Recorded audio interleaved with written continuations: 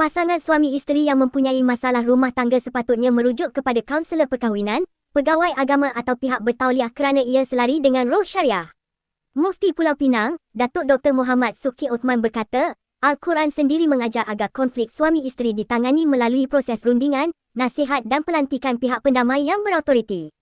Menurutnya, golongan itu terikat dengan etika profesion, memahami psikologi, hukum serta implikasi jangka panjang sesuatu keputusan dan tidak berpaksikan keuntungan, populariti atau naratif satu pihak sahaja. Oleh itu, kewujudan individu yang didakwa mendorong pasangan ke arah perceraian adalah sesuatu yang wajar diberi perhatian serius. Ini kerana ia akan menimbulkan kebimbangan apabila nasihat yang diberikan bersifat sebelah pihak, tidak memahami keseluruhan konteks syar'i, mengangkat emosi mengatasi hikmah, atau menormalisasikan perceraian tanpa usaha pemulihan sebenar. Pendekatan sedemikian boleh bercanggah dengan maqasid syariah, khususnya dalam menjaga institusi keluarga, memelihara nasab, kestabilan emosi dan kesejahteraan masyarakat, ujarnya kepada Sinar Harian.